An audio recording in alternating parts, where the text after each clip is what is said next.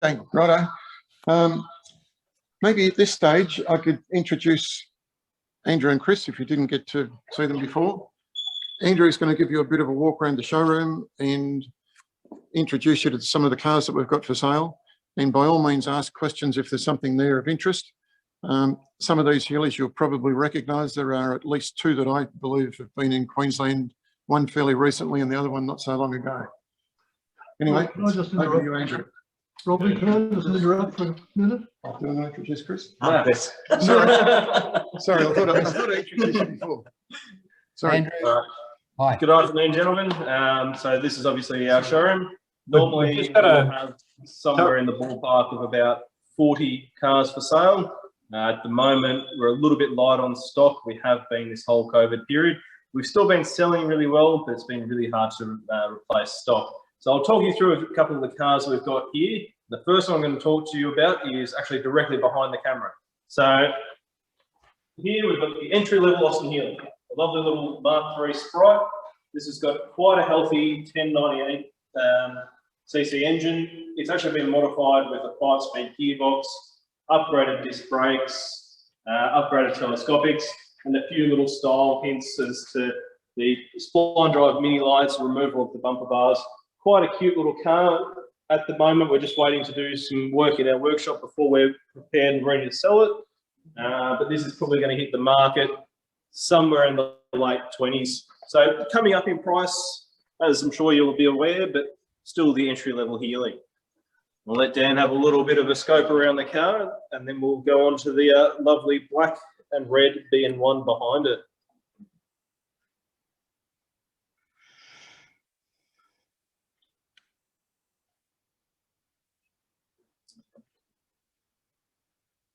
So this lovely BN1 here is an Australian delivered car, still with its factory 3-speed gearbox.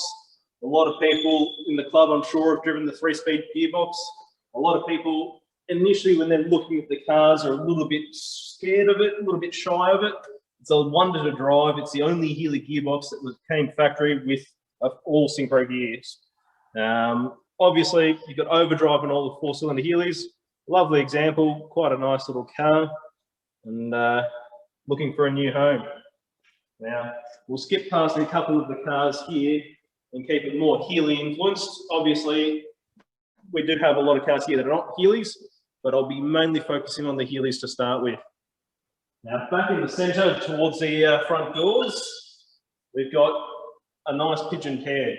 We've got a BN2 and a BJ8. So last of the first and last of the last.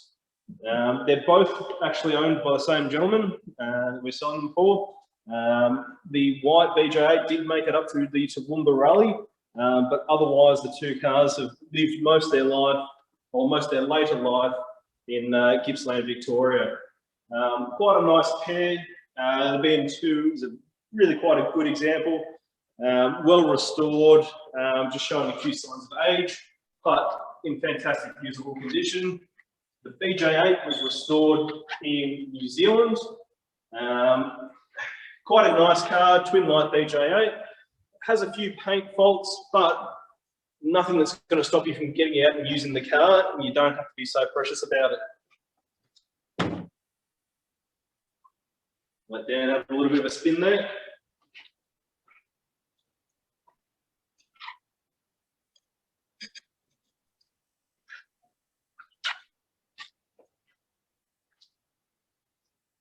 Now, over here we have a lovely 3000 Mark I that a few of your members may recognise. This is actually the car in the showroom at the moment that is the furthest from home. This was delivered new to Reykjavik, Iceland in 1960. Story goes that it was bought new by an American serviceman who kept the car for a while, and somehow or other it ended up in Australia in 1984, so only as a 24-year-old car. Quite a highly optioned car to begin with. Now painted in the dark navy over Old English white. This will be coming up for sale shortly. And then we've got here our lovely spruce green BN1. Now this Healey holds, I'd say, the achievement for having the best documentation of just about any Healey in Australia. This Healey came to us with documentation that we didn't know existed. Now, obviously, with the Healey Factory, we've seen lots of Healeys, we've dealt with lots of them over the years. This was Bob Foster's car. Bob was an employee of Austin Distributors at the time that he purchased it, and he kept every piece of documentation, including documentation that wasn't released to the public when you normally purchase the car. The car's had a restoration in the 90s, mostly original from the halfway through the chassis backwards, completely untouched. You can still see the original red oxide underneath the paint. Lovely car. BN1, still the 3-speed, but holds an incredible achievement of its history. Now, ducking back across the other side of the showroom, we've got a couple of Healeys over here. We'll work through them slowly. First one here is a Reg 3000 Mark 1, 1959 example. This actually went across to the same American meeting as Ed's car, the wide body Healey that Rob was talking about. Toured through there for quite a period of time. When it came back, the gentleman decided that he wanted more performance, more this, more that. And it was decided at the time that we would actually buy this pack from him and sell him a different car with a lot more power. So this is still in very standard tune. And then across here, we've got a lovely little Bud-Ice Sprite, original engine, still the original steel bonnet. Rib case gearbox is the only upgrade on this. Quite a lovely little car. Yeah, great entry level car. Huge interest in the Bud-Ice at the moment. Behind it is a very different Healey. Some would call it a Nearly. Now, this was built by one of our Victorian members down here in the early 2000s. Actually powered by a Nissan RB30 engine with a Nissan 5-speed gearbox. It's got electric windows, more comfortable seats, and quite a few additions while still trying to keep that Healey impression. Choosing all the right parts to modernise it, but still in a way that, you know, had the Healey been built in later years, this is some of the componentry it could have been built in. We've got a lovely BN4 here. This is one of the Australian delivered 106s, quite a rare car in that regard. Later in life was fitted with a fuel-injected 3-litre engine using Triumph TR6 throttle bodies, but obviously adapted to be electronically controlled rather than mechanical injection. Now we're going to shoot all the way to the back of the showroom, and we're going to go and see our spare parts counter.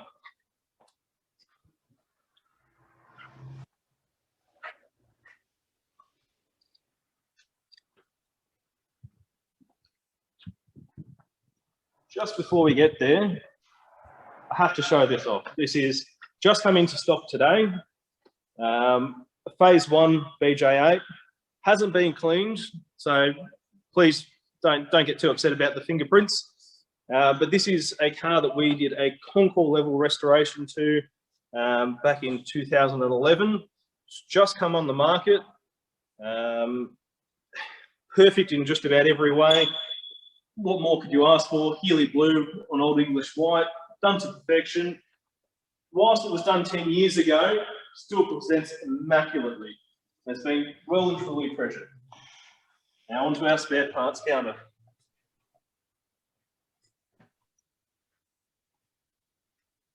So we've had John, our spare parts manager, set up a few of our Healey derived kits. So these are things that you won't find in a parts book, but if you ask us, what can I do to improve X, Y, or Z? This is what we may come up with. So we've got our winged and baffled sub for greater ground clearance. They are also great for competition, but you can put them on your standard car as well if you're finding that you're knocking the sump a little bit too often. We've got an LSD differential, and we've got a big brake upgrade kit. This one's to suit a BJ8 with these brackets. But we keep all of these in stock with all of the instructions to fit them. Following that, we've got both our front and rear Coney conversion kits. The front is a bolt-on kit, very easy to install. The rear, however, does require welding for the extra support. And finally, we've got our alternator kit. This alternator kit is designed for the 6-cylinder car. We can modify it to suit the 4-cylinder, but it's not suited directly. Now we're going to continue through and I'll show you a little bit of the range that we keep. So we'll follow all the way through. Now, as you'll see, we do keep a lot here. So in all of these red drawers are all of our smaller items, and there are a lot of them.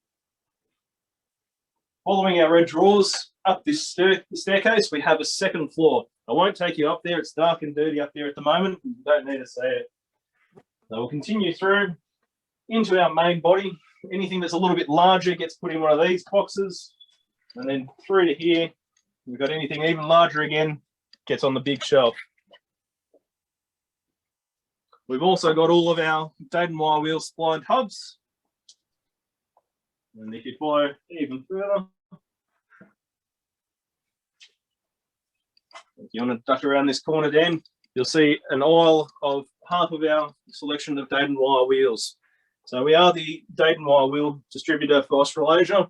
We do keep a large amount in stock.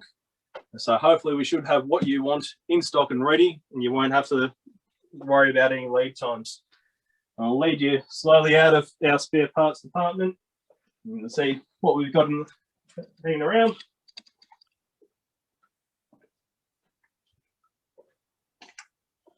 And out into the back of our showroom. So up on this big red metal shelving, you'll see quite a few Healeys ready for restoration. Now, 2 of them are owned and the rest are all available for sale or for full restoration. So got a range of models here from very early 4, BN4, 3000 Mark II tri-carb, BJ8, and just about anything in between. We've also got a couple on the showroom floor, which are a little bit further finished or a little bit more rollable than those in the racks, being this lovely orange 104 and the metallic blue BN4.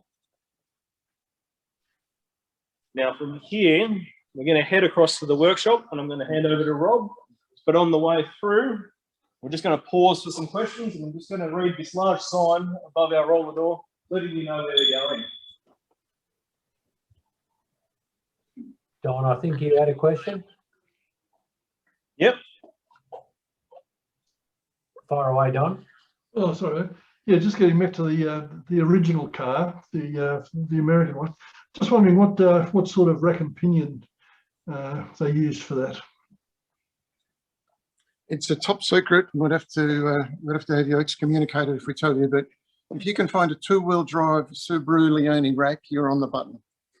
Okay. And if you can find a second one, I want it. They are bloody hard to find, but they're the only rack that we've found in about 30 years of looking that really gives you the proper geometry for steering in a Healey. The rack is very narrow. It's only 12.5 inches wide, I think, in the aluminium part of the rack. Okay. All right, thanks, Rob. Tough. No, early Subaru Leone. Tough. No worries. Now, following through, because a lot of people drive past and drop in, don't know who we are, we do put a big sign at our back door saying, through to restoration and service departments, including insurance and accident repairs, chassis panel paint, mechanical restoration, improvement and service, out through our rear car park. So if you follow through, Dan will lead the way.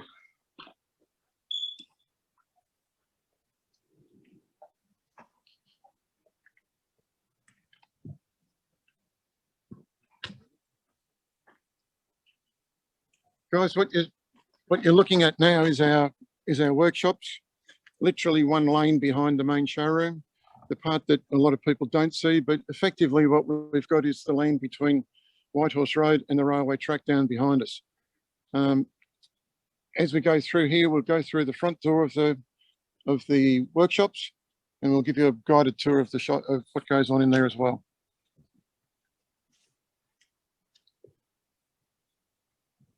carport that we're walking under now is where we keep cars out of the Queensland sun, sorry, the Melbourne rain. And it's where basically the cars that are overflow from in the show or in the workshop each night get parked during the day if we've got cars that are coming in for service, that sort of thing. But you'll appreciate that we don't leave cars sitting outside at night.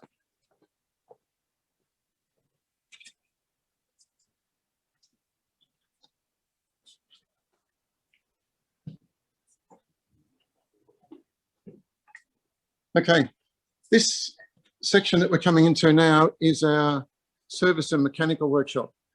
Predominantly the cars that are in here are in for probably a week, 2 weeks. They're coming in for a service, they're coming in for minor modifications.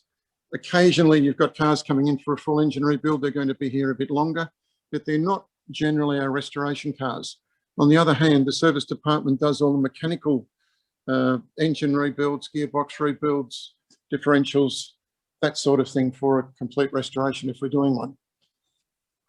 The roller doors on the right where Dan was just showing you are open pretty much all day long, and access to the hoists is easy straight through there.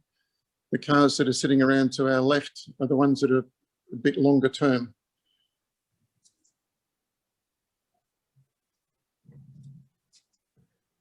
Head up to the engine room.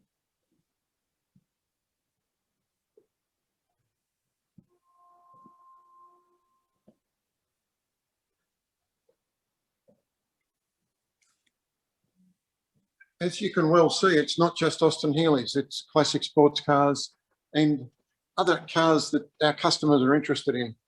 You can see as you turn around, we've got a Rolls Royce which is sitting there awaiting dismantling. We've got to do a full bare metal body repair and paint job on that. The Rover is someone's pride and joy. Hopefully we can make it look a bit more worthy of their pride and joy by the time we finish with it. But most of the other cars that you're looking at in here are service cars. Around to the right, we've got our clean engine mechanical room. This is where we would be doing engine reconditioning, gearboxes, that sort of thing.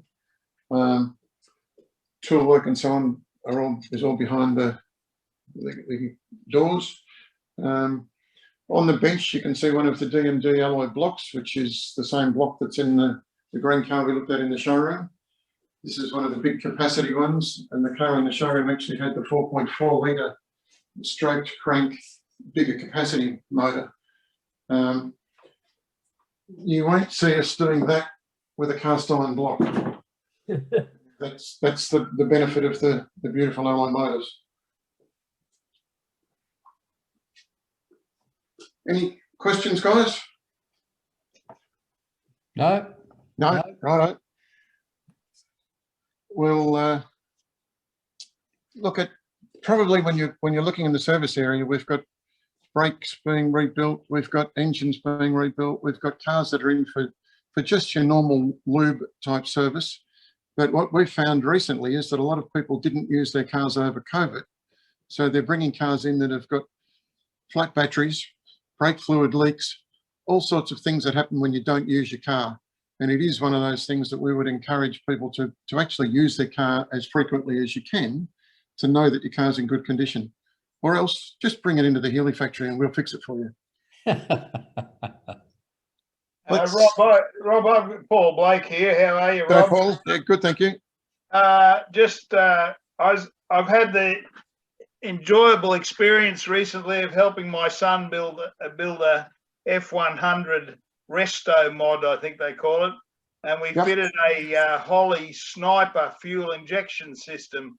I just wondered what the pathway to fuel injection is like on a Healey at the moment. Is it something you can easily achieve, or is it? I mean, imagine it's pretty expensive, but is it an easy achievement, or is it something that's still pretty out there? Funny you should say that. Andrew is just opening the bonnet on a car that would be the fuel injection system that on a Healey that I would suggest may work fantastically well, but not necessarily what everyone would want to see on top of their Healey motor. There are numerous different ways to do it. This one's a computer running it. We originally set this car up with 3 Weber-like throttle bodies. The chap who got us to do it, and we restored the whole car for him, you'd probably appreciate the colour, Paul. Yeah. He wanted the car with fuel injection, but he had a friend who was a fuel injection expert. He took it to him. Next time we saw it, he pulled off all the individual throttle bodies and put on this effectively Commodore. I was going to say Falcon, that was like a Commodore system. Falcon system, actually. Falcon, But, isn't it? yeah. The other alternatives are that you can put on the multiple throttle bodies, which looks fantastic. My only hesitation is that you really need someone who knows what they're doing as far as setting up the computer properly. There are now, I believe, much better computer systems which self-learn and so on. But every time I've quoted on doing a fuel injection system by counting the parts and what the anticipated labour is, I've come up about 50 hours short. That means there's been about 50 hours more in trying to tune it properly so that it runs nicely and you can start it cold and it does every other function that you would want it to do. So, yeah, I'm not a great fan, but it's probably the way of the future. Hopefully we don't skip that and go straight to electric. One day we might get something. I mean, these, I don't know if you know much about these Healey systems. They're just fantastic. You start the motor up and they self-tune, apparently. Yes, but a single throttle body Healey system doesn't look anywhere near as good as triple Webers, does it? No. That's No. right. Well, Quad downdraft. or quad downdrafts, as Andrew just pointed out. No, thanks, Rob. It just got me thinking about it recently. That's all. Thanks. Sure. We're now walking into effectively what we call the restoration area. This is where we dismantle and reassemble. It's also where Chris, who I forgot to introduce before. I thought he was in the background and I thought he was making enough fuss we'd all see him. But this is Chris Hamilton. You've probably seen Chris for the last at least 10 years at every national rally. Yeah. Chris, Hi, Chris. looks after all the restoration side of things. And Chris looks after this whole area. This is the nerve center of if you bring a Healey in for restoration, Chris is the guy who's got to know all about it. He's the one who's got to coordinate with you, to the staff who are doing the work. I always say, only semi-jokingly, he's got to keep the customers happy, the staff happy, and if there's any happies left, he's got to try to keep me happy. It's funny, but everyone just laughs at that. Anyway, if I can get Dan to turn around a little bit without making Chris feel too embarrassed, this is Chris's own restoration. This has been Chris's. I'll have my Healey going for the next rally, and if COVID gets in the way, I'll do it easily. So next time you see a national rally happening, which I hope will be in the not too distant future, hopefully you'll see that car there, and it'll be Chris's pride and joy. Restorations are not just Healeys, as you can see. As Dan turns, the Combi has been quite a long-term restoration for one of our very good customers. On the other hand, he keeps forgetting to pay the bills, so it's taking a long time to get it done.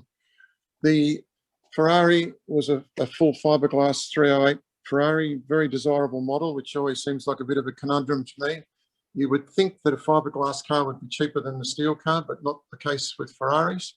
They were a more limited edition, higher output, more performance orientated model. And this one came in to finish assembling it.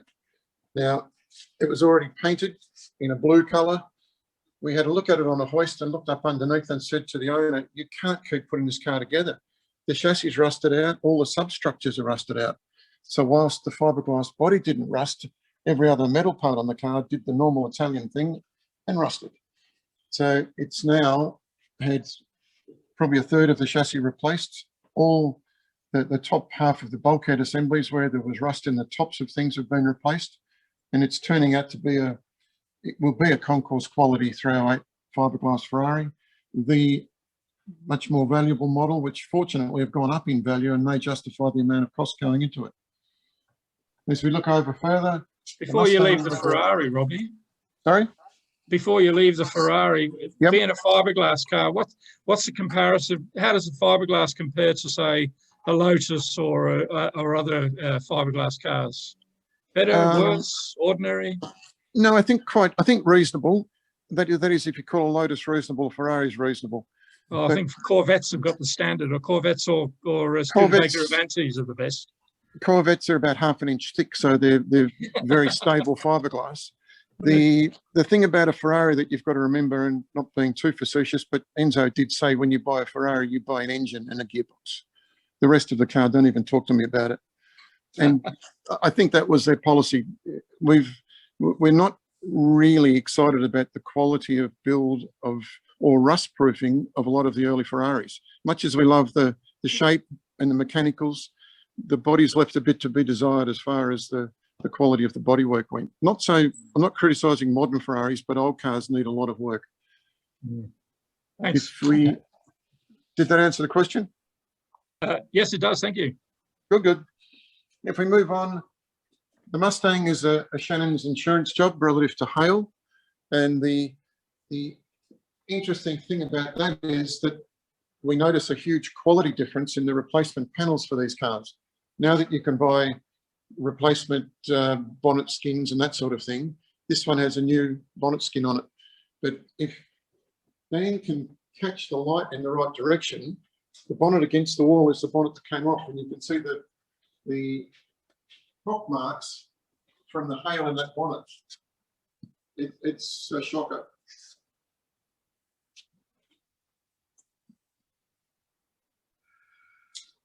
By the same token, the roof on the same car, which was the full quality of original steel, I think required about 3 or 4 little tap marks to be taken out, and the car's now back to being as good as it was before, if not better. Someone asked a question before about steering racks. There's the little Subaru Leon steering rack, and the critical point on a Healey is that you need the knuckles, which screw on at each end, to be in line with the inside pivots of the front wishbones at the bottom and the shocker pivot point at the top. And this is about the only rack that we can find is the right width that steers from in front of the wheels and has somewhat the right pinion angle on it. That just happened to be on the bench. I wasn't preparing for that question.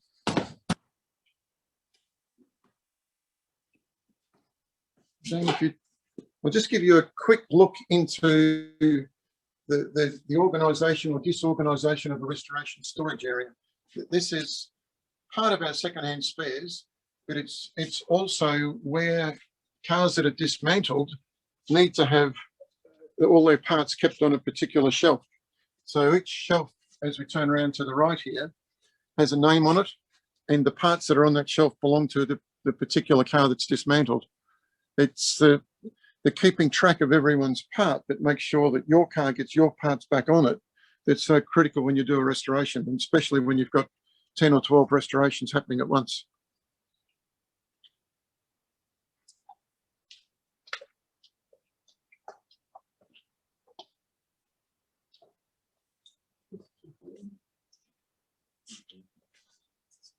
The Mercedes was another total restoration that we've done. Interesting, partly, I always say that every car's got a story. Part of the story of this one was that the owner brought the hardtop in and said, if you restore the hardtop nicely enough, I might give you the car. We never saw the rest of the car until the hardtop was finished. And when he was happy with the hardtop, he brought the car in, and we've nearly finished doing this job. Just to digress slightly, on the walls, we've got photographs of a display that we put on at Motor Classica some years ago. When we found we had a blank wall with 1 day's notice, Dave Dawson, who I think now lives in Queensland, does printing on vinyl. And I said, Dave, I need some photos and banners really quickly to put on display. The two that we've got here are just Healeys. And I think Dan's coming down to have a look at one car that you guys probably know quite well. Yeah. Oh, Neil, look at that. It's your car. Yeah. And the one above it is Dave's car. Oh, yeah. Yep. But all these cars on the wall are cars that we've restored over the years. Interesting Healeys being the SR Healey, Lee Collins car, SMO 744, 100S, we had to fudge this picture up. We didn't fudge the picture, but we did stage it a little bit because some years ago when you Queenslanders all brought a bunch of cars down to go to a rally that was held in Melbourne, the one that was held at the old Melbourne Hotel, the transport came down with a big banner on the side, and I said, and the 200Ss on top, and I think Lee's car on the front of it. And we said, if we're quick, can we put our banner on the side and take a photo? Because where else do you see a transporter with that group of special Healeys on it? Yeah. The other cars that are parked in front, that was John Gray's car at the time, which was UJB 143. The car that's on the back, I think, might have been Hardy Coon's car, which was a lookalike Works Rally car. Others that are on here, NOJ 392, which is the Works pre-production competition car. The white 4000, which was a John Gray car, now belongs to my brother. And it's a bit of our brag board of Healeys, as you might have imagined. If we head over to this side, our back wall display is partly to keep the guys who work in this area happy, showing off their handiwork as far as cars other than Healeys. So that you've got the Jag boards, the Ferrari boards, the Bristol, which ended up being a display on its own, so we've got one full banner, and the Aston Martin board. Yeah. Again, partly a brag board, but partly giving an example of the other types of cars that we work on. I think some of those are worth bragging about, Rob. Oh, I'd love to own them. Yeah. And the one that I really want to brag about is this one over here, the black and red one.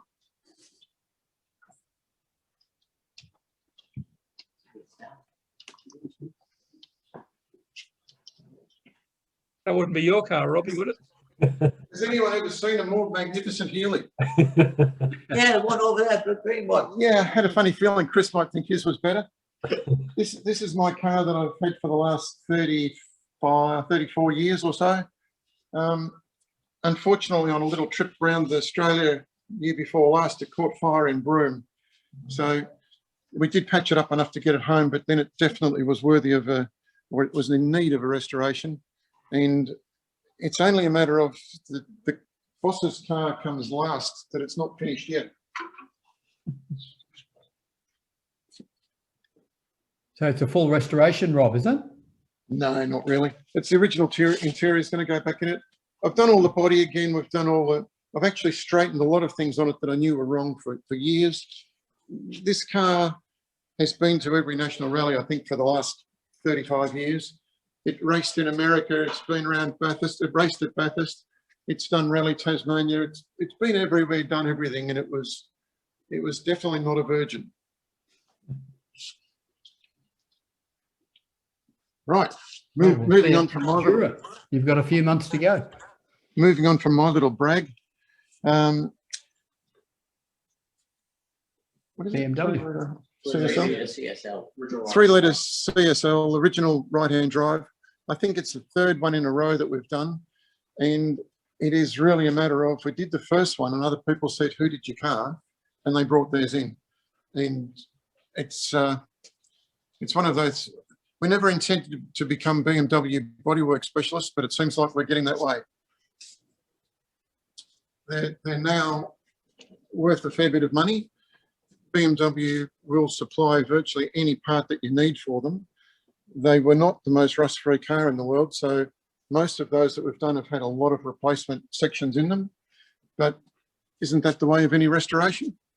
You've got to make them as good as they were when they were new, if not better. And heading down onto the hoist, an Aston Martin DBS, one of 2 that are in the place at the moment. That is a complete body job, and as some of you guys will probably know, most jobs grow to be a little bit bigger than the owners anticipate, and I have a funny feeling this one will too. It's not, again, it's not that we're leading them astray, but it's a bit like, while you're there, why don't you do a bit more, go one stage further? And it will make a beautiful car when the body's all done, but I have a feeling we'll be doing a bit more than just the bodywork. Right. From here, I'd like to take you downstairs, which is where our panel and paint shop is, and hand over to Chris, who at the bottom of the stairs will give you a bit of a walkthrough on the panel and paint shop. Yell out if you've got any questions, guys.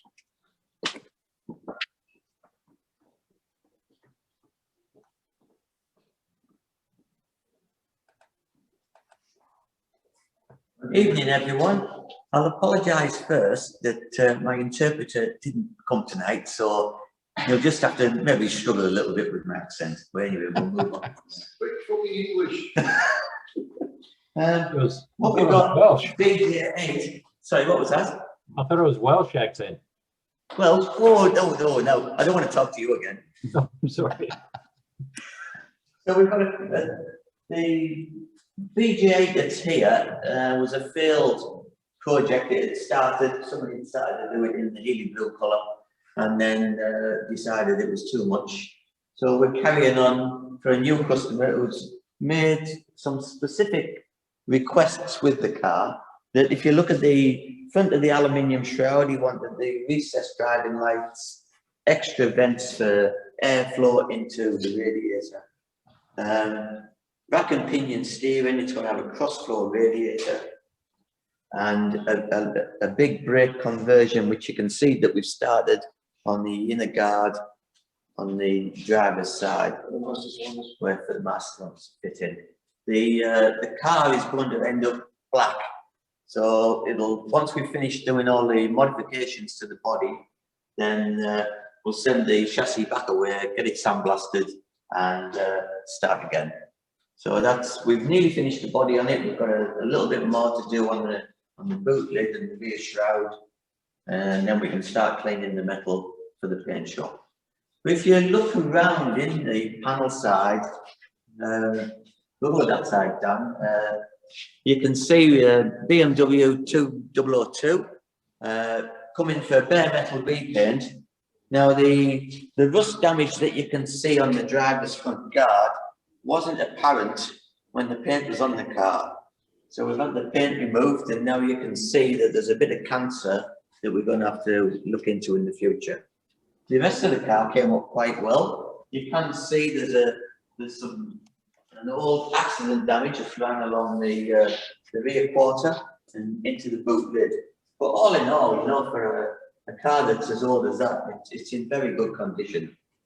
So we had the car soda blasted to remove the paint, and then you can see that it's, I don't think it'll show up on your camera, but the metals, try the boot lid, the metal's got a blue tinge on it, and that's where we've fibre wheeled the bare steel and then deoxidined it to remove any contamination off the metal surface, ready for any paint preparation that follows on. So if you start at the beginning, clean metal, and then move on in your paint department, then you're going to end up with a perfect job that'll last many years.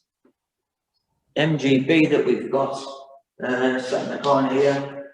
I couldn't believe it, but it's come all the way from Canberra because the owner couldn't find anybody in the Canberra area that could repair his car for him. So it's a Shannon's Insurance. The insurance company was quite happy for them to send it down to us. So I've got a new rear panel for the car. So we'll sort the repairs on that one shortly. What you can see in front of you is a BN2 on our chassis jig. So we developed this jig so we can quickly drop the chassis on and we can check all the critical areas of the chassis to make sure that it's nice and straight. So we've got points where we're looking to see if we've got a bow in the chassis or if it's fitting nicely. This one's sweeping up ever so slightly at the rear, which doesn't really concern us, but she's still nice and straight. And when you move to the front, all the critical points at the front are all in the alignment. But this chassis aligner also allows us to put bracketry on so we can make sure that the bulkhead angles are in the right place and the dorsal fit. So it's a great tool that we can just drop a chassis on and quickly deter what do we have to do in the early stages. So that car's been sandblasted. It's got an epoxy primer on it to seal it and keep the moisture off it. And you can see we've already chopped the inner sills off part of the bead colour, so we'll do the repairs in the coming future. There's quite a variety of body panels of BJ8. So we finished the body panels, they're all in clean metal. We've just got the finish, clean the metal correctly for the paint stages to follow. And the final car that's in the panel shop at the moment is a HK 327 Monaro. So it's sort of the holy grail of the Monaros, but it's got a lot of cancer that we do need to look at. The car came to us and it was in a dark red colour, and we could not see anything at all wrong with this quarter panel on the car. But as you can see, the accident damage it's obtained, you know, over many years was extensive. And if you also look inside the car into the rear footwell, there's not much metal left either. So we've got quite a task on our hands there. But we've been able to source the repair section. So there's a new repair section there for the rear window area. So we've got the sections, we can chop them out and make a good repair. So really, if you scan around, you can see we sort of got a really nice size facility. The guys can do the work on the bodies, and they're not working on top of each other. Behind the sliding door in the far corner is where we keep our guillotines, our folders, and pressers. But we don't need to go that way. We'll head off now into the paint shop. So as you can see, we've got 3 separate areas, and they've got the doors on the front that we can close off. So if the guys are doing a dirty or a clean process while they're painting, then it's not contaminating everybody else. So if you've got somebody that's trying to polish a car, you don't want the sanding dust travelling from their job onto yours.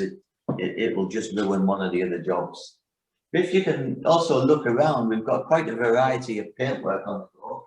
We've got the bowler, which we're just finishing off the fiberglass repairs on the body, and then that'll end up with a total repaint in it's an unusual olive green colour, but it's going back to the original colour it was when it was built. Aston Martin DB7, sorry, DBS, came to us. This is a Lumley's insurance job. So he was unfortunate that a kangaroo popped out in front of him, hit the driver's side front guard. The claws went across the bonnet and put some nasty scratches into the bonnet, and then his tail ended up hitting the top of the roof and putting a bit of a dent in the roof. So cars in there's other all the repairs done, and it's an aluminium body car. It's in a high build prime at the moment. You can see it's got a red guide coat on, and the guide coat is to allow us and to know when to start and stop on the sanding. Once the red has been removed, then you don't need to sand any further. Otherwise, you're back to bare metal before you realise that you didn't need to keep sanding. If we go into the next other area, we're doing full bare metal colour change on the E-Type Jaguar. So, I mean, I'm saying it's a colour change. It was British Racing Green when the car came to us, but the owner wanted opalescent dark green, metallic. So it's very similar to the British Racing Green, but out in the sun it will certainly sparkle. So we've done the engine bay, boot lid, and the inside and the bottom of the bonnet. So we do this section of the bonnet while we're doing the inside, because there's such a big area for us to paint. We can then mask off that area, and then we can concentrate on doing the top. It's just to try and make the process a little easier for ourselves. Boot lid being painted out in a similar colour. We don't need to do anything apart from a good clean up on the inside, and then it's going to get a new interior in a biscuit colour. All the chrome work's being sent away to be refurbed, so it's going to look fairly spectacular in the near future. The Triumph, a little bit of a sad story with that. The owner had spent many years doing a total restoration on the car. He got his roadworthy, and on his trip back home from the roadworthy joint, a couple of hounds came out of a side road and T-boned the car right in the middle, to the point where he was trapped in the car, that the brake pedal had gone on top of his foot. So the fire brigade had to come and cut the pedal off. He did, cut the pedal off, but no injury to himself. It just really upsetting that he'd lost the car due to a couple of kids having a bit of fun. We've done the repairs for the insurance company, so in the final stages where we'll do a little bit of polishing, and then he'll be able to take it back home again. Unusual car that's coming for us, Austin Westminster 105, and the car was in you can see on the edges, it's a yellow and a turquoise green colour, and the flash went down the side of the car. The owner, it's his pride and joy, and he's decided that he wanted a bare metal repaint. So I've had the paint removed, and now you can see there's a few problem areas that's going on under the paint, and this is all rust. So we've had the paint removed, but we've got to make sure that we get rid of the rust and neutralise it before we put any paint on the top surfaces of it. If we wander around this way, we've got paint mixing room facility. So we use a MIPA paint system. It's a European one. It's absolutely fantastic, and it also allows us that we can also, this is in solvent, but we do quite a bit now in water as well. If we use the water, that guarantees that we don't get any mottle in any of the metallics. In the solvent, it's possible to get a mottle in the application. But if you use a water-based product, then it's impossible. You can see around, we've got selection of spray guns that the guys use, the thinners, the wash machine, and the bench. So what we'll do is we'll walk into this area now, and this is our low-bake spray oven. So this is the key area for anybody now that has a paint shop. That's to have a spray booth. Because of the products that we're using, and they're all 2-pack, they've got cyanide in them, so it's highly dangerous. So we need to look after ourselves. We can't use the products outside in the workshop. They can only be applied in a spray booth.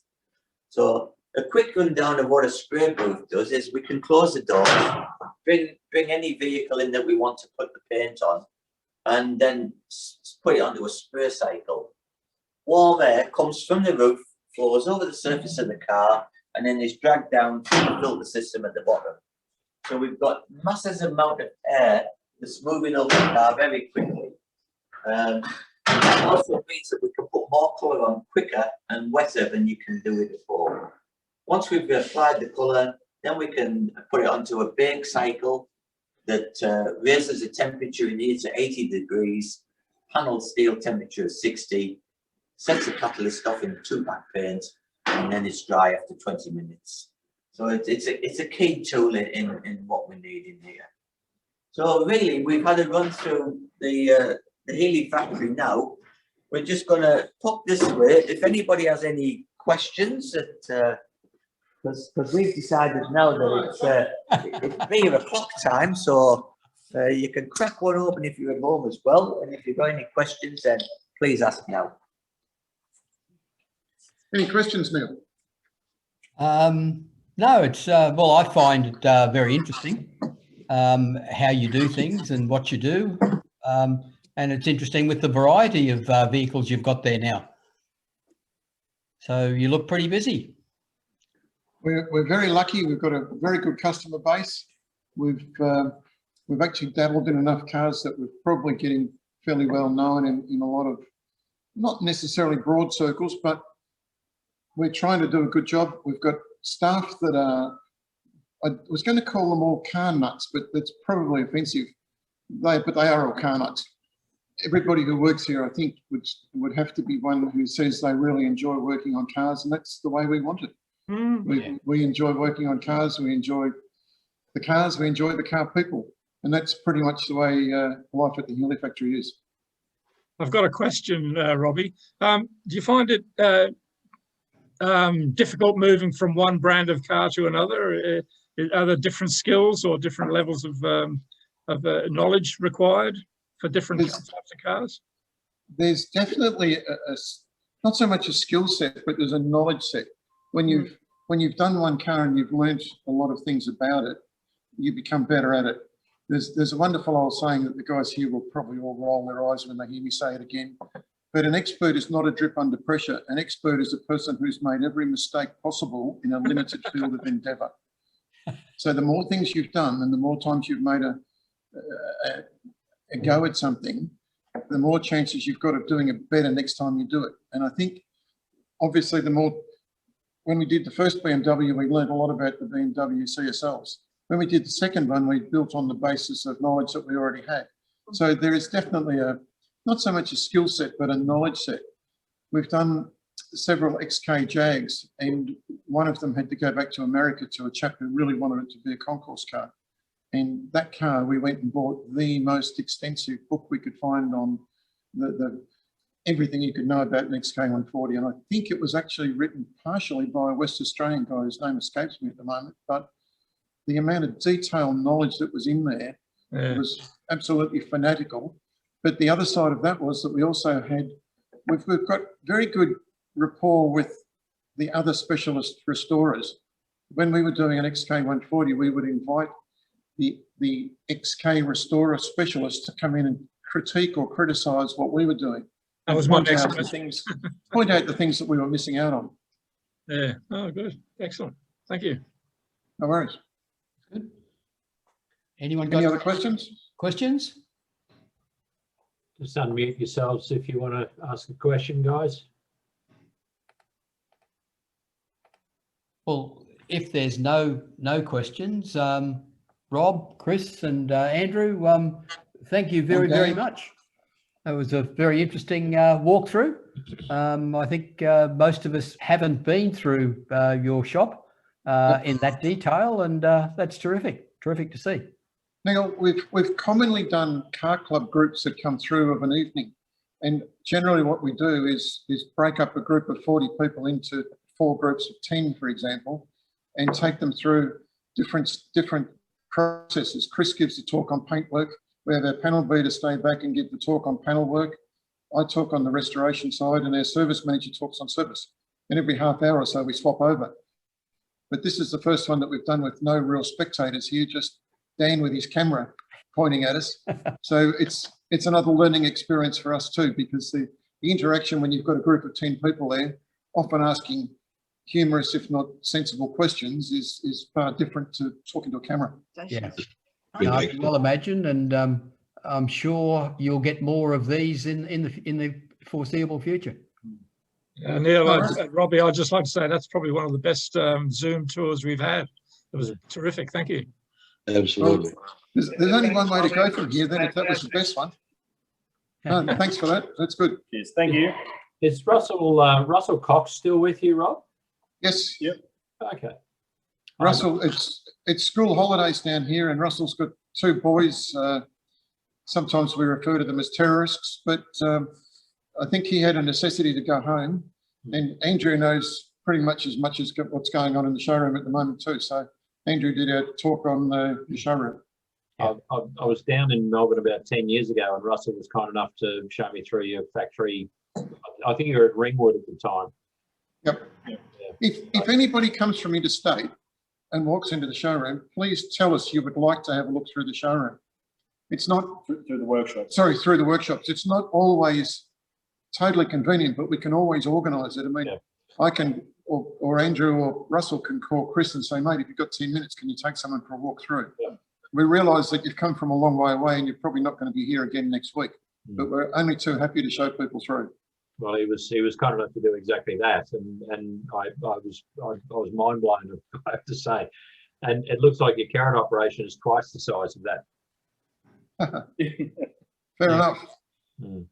Yeah. Any other questions?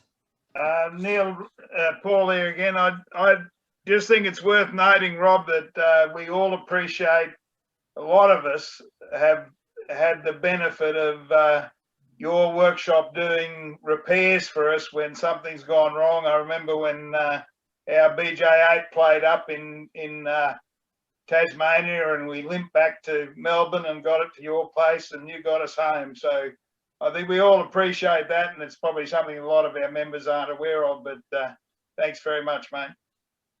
Only too happy to help. Robbie. Here. Rob. Yes. It's Ray Hick. How are you, mate? Okay, Ray, good, thanks. What are you going to put back in your car, motor-wise? Are you going to leave the same bit of rubbish that we used to outpace you in America, or are you going to upgrade it? Someone always comes up with a trick question, don't they? To answer your question as honestly as I can, I don't know. I've got the motor that was in it that I've always been very happy with, but I'm about halfway through a 4.5 litre alloy DMD Healey motor, and I'm sort of thinking if we can slow the pace down a little bit, I can get the motor finished. I can put that straight into the car. So it's been a matter of watch this space. Somewhere down the track, I'm going to get a nice alloy motor in my car, but it may not be this time. I'm not sure. Okay, thanks for that, mate. No, I was wondering what, because that old motor of yours certainly had a lot of grunt in it. Oh, yeah. It's a great old motor, but I've got another car I could put it in, and I've got a couple of cars still to do up. I need to live about another 35 years, I reckon, to finish all the restoration projects that I've got. Well, I'll try and get a couple of brake cylinders that you can fix for me on transit next time. No worries. Good on you. Okay, guys. Well, thank you very, very much once again, Chris, Andrew, Rob, and we'll be in touch. And hopefully, with your discussion tonight, there'll be some work flowing out of Queensland. We know what you can provide. No worries. See you all next time round. Thanks, Rob. Have a great evening. Yeah. Good on you. Well, I found that very, very interesting. Yeah. I hope everybody did. Yeah, it was great.